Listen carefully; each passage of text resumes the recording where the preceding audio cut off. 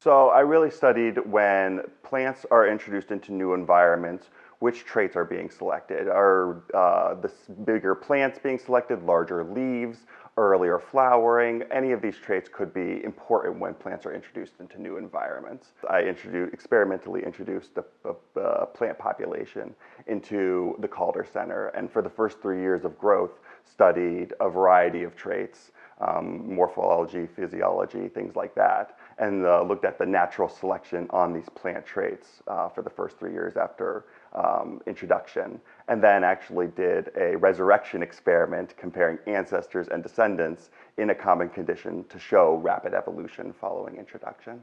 We used to think that evolution was such a slow process, but we really realize at this point that evolution can really be studied over experimental timescales, even less than 10 generations. When you introduce plants into an environment they've never been before, you can imagine that there's probably going to be relatively strong natural selection and the potential for really rapid evolution. I really found that even within 3 generations, these plants were able to really rapidly evolve, much smaller size, earlier flowering times.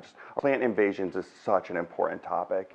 People are realizing that it's very necessary to track these plant invasions because they realize the impact it can have on crops, on native species, on any of the ecosystem services that we take for granted. You can imagine that it's kind of hard to convince people to introduce plants into new environments. They're always worried about invasive species.